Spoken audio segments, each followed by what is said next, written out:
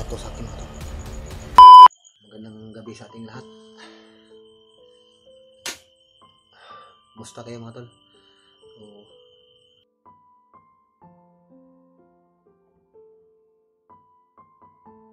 shout out pala ako sa lahat ng mga sulit natin tagahanga na patuloy pa rin yung sumusubaybay sa aking videos kahit na hindi na ako nakapag-explore doon sa kagubatan. So shout out sa inyong lahat. So, hindi ko man kayo maisa-isa,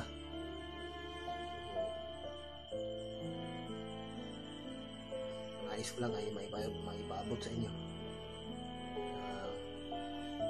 Ako po ay lubos na nagpapasalamat sa inyong lahat sa patuloy niyo pong walang sawang pagsuporta. Salamat po ng napakarami sa inyo at magandang gabi po sa ating lahat. So ingat po kayo parati at God bless po sa inyo. So ngayon ay nag-iisa lang ako dito sa tahanan mga tol, dahil yung mag-ina ko at yung mga anak ko mga tol ay inalipat ko muna samantala. So ako lang ngayon dito, isa sa bahay na patira mga tol, dahil sa yun nga, katulad ng nalalaman ninyo ay sa kasalukuyan ay nagtatrabaho muna ako samantala mga tol. So hindi pala hindi tayo sanay na mag-isa mga tol. Hindi mo alam yung gagawin mo mga tol. So, namimiss ko na yung mga anak ko dahil ilang linggo na rin na ako lang mag-isa dito sa bahay mga tol. So hindi ko naman po ito pwedeng iwan dahil may mga gamit kasi dito. So kapag wala ako dito mga tol, nasa trabaho ako, ay naka-lock naman itong mga pintuan mga tol. At may aso din ako, siya pong nagbabantay dito sa bahay pag wala ako. So yung aso ko lang yung kasama ko dito kapag gabi.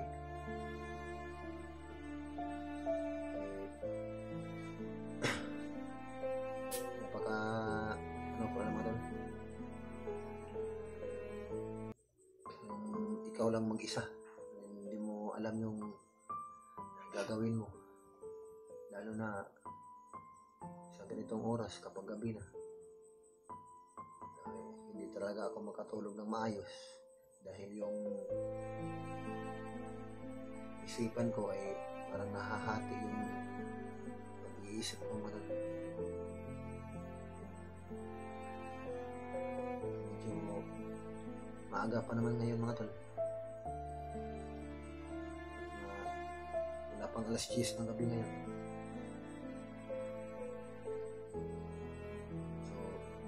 Kaninang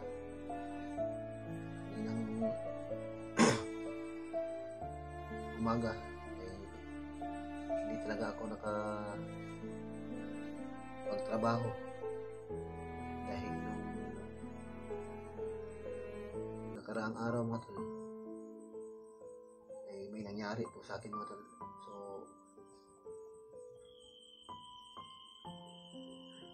kaninang umaga at ngayon mga tol ay kasalukuyan nagpapahinga muna ako mga tol dahil sa pangyayari na hindi inaasahan. Pero kahit hindi ko man nakuha ng video mga tol dahil biglaan yung pangyayari, so ngayon ko na lang para ngayon lang pang video para malaman din ninyo ano yung mga kaganapan na nangyari sa akin mga tol. Nung nakaraang araw galing ako sa trabaho, pag uwi ko mga tol sa hindi inaasahan, may nakasunod pala sa akin, may nakamanman pala sa akin mga tol.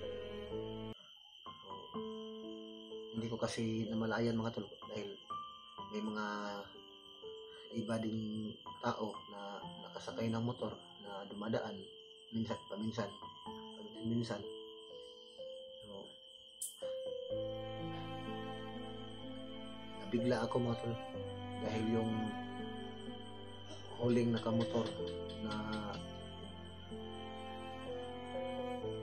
nakasunod sa akin, may plano pala sa akin mga tol. Buti na lang mga tol ay yung paghampas niya ng itak sa akin mga tol, naagaw ko man, pero yun nga, nasugatan talaga yung kamay ko mga tol, yung daliri ko. Ito mga tol, yung tatlong daliri ko mga tol. Buti na lang ay nakatakbo ako, pero tinamaan din ako sa likod mga tol. Pero buti na lang hindi tumalab yung itak niya, dahil yung paghampas niya sa akin ay nakahawak ako ng sanga ng kahoy. Pagkahampas niya, ano ko yung kahoy mga tol, nilagay ko dito sa likuran. Pag ganun ko, yung kahoy ang namaan, yung sanga ng kahoy, yung ginawa kong panangga. So tumama sa likod ko, pero hindi umabot sa balat ko, dahil yun nga, yung ano ng itak ay doon tumama sa sanga ng kahoy. Buti na lang nakatakbo ako mga tol, dahil nung nilalakaran ko na daan, may mga ano kasi mga tol, medyo tahimik kasi yung lugar na yun, may mga puno ng kahoy, may mga niyog doon. Tapos kung may madaanan ka mang bahay, medyo malayo mula sa daan, o wala talagang makatutulong doon sa iyo mga tol sa dinadaanan ko. Buti na lang yun nga, nakatakbo ako mga tol. So, nabigla kasi ako mga tol, pagdaan kasi na yung ang motor, hinampas ako bigla. Buti na lang na naagaw ko kaagad yung yung itak niya. So yung kasama niya na hindi ko nakita, yun ang humampas sa akin. Buti na lang mabilis ko na gawang panangga yung bit-bit ko na sanga ng kahoy. Pero wala na, natamaan na ako dito sa dito sa daliri ko. Naagaw ko man, nahawakan ko yung itak niya. So yun nga, sugatan talaga ako mga tol.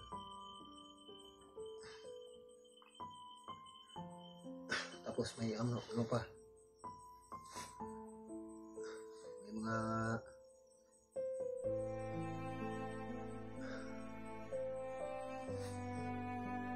ginamit nila kasi tinamaan ako, tapos may batok. Patakbo ko, iwan ko lang kung ano yun, pero wala namang sugat yung dito sa batok ko mga tol. Pero sakit talaga mga tol. Parang nawala yung paningin ko mga tol. Buti lang hindi sila nakasunod sa akin, dahil doon sa pinagtakbuhan ko may mga bahay-bahay na kasi doon. So hindi na sila tumuloy na humabol sa akin. Kaya kanina hindi ako nakapasok sa trabaho ko, dahil sa itong kamay ko mga tol, tinamaan talaga ng itak. Kung wala siguro akong alam sa ganong mga bagay, siguro dito siguro yun tumama sa liig ko siguro, o kaya sa ulo. Pati yung mga tol, yung sinilas ko, nakarating talaga ako dito sa bahay na isa na lang yung sinilas ko mga tol. Naiwan talaga yung isang pares ng sinilas ko pagtakbo ko mga tol, dahil marami din sila mga tol. Yung motor na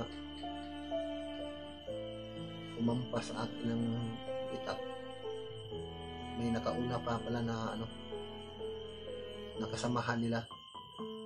Bali, inaabangan nila ako doon sa dulo. Tapos pag yung nakita na nila na yung huling motor na nakasunod sa akin na hinampas na ako. So bumalik yung isang motor na nakaabang sa akin. So sa isang motor, 3 yung sakay nila, bali 6 sila mga tol. Kung hindi lang siguro ako natamaan ba, parang hinampas siguro ako ng bato, ano ba yun. Buti na lang wala silang mga dala na ibang gamit. Itak lang. Kung tinamaan ako dito sa batok ng laking bato, parang nagdilim yung paningin ko, kaya tumakbo na lang ako. Dahil yun, nakita ko na may sugat na yung kamay ko. Hindi ko na kaya isuntok yung kamay ko. May nasugatan na yung daliri ko. So, akala ko kasi naputol na. So, hindi naman pala. Kaya yun.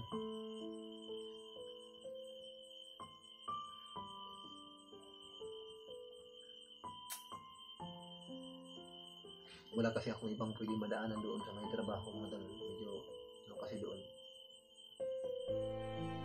Parayo kasi walang masyadong matao. Walang masyadong tao yung dinadaanan ko.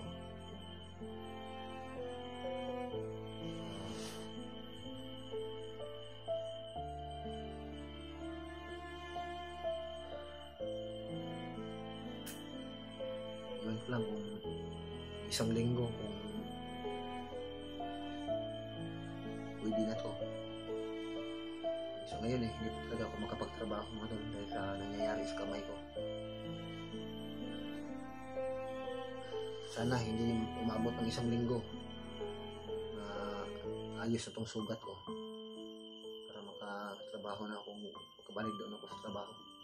So, problema ko lang dahil yung mga nakaaligid sa akin mga tol, nagmanman sa akin, parang alam nila yung pinapasukan kong trabaho. So dalawang bisis na nangyari sa akin mga tol. Nung unang bisis na nangyari sa akin nung una, gabi ako nila sinusundan. Karaang araw naman, hapon, mag-aagaw na yung dilim.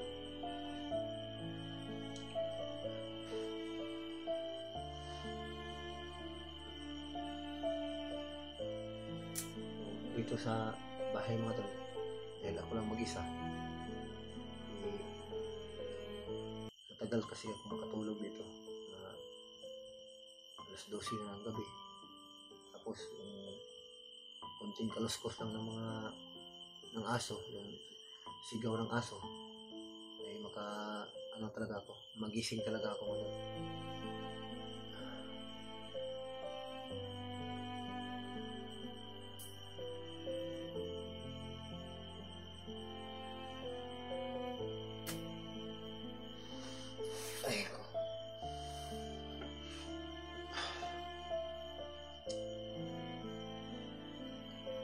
Buti lang hindi naputol yung daliri ko.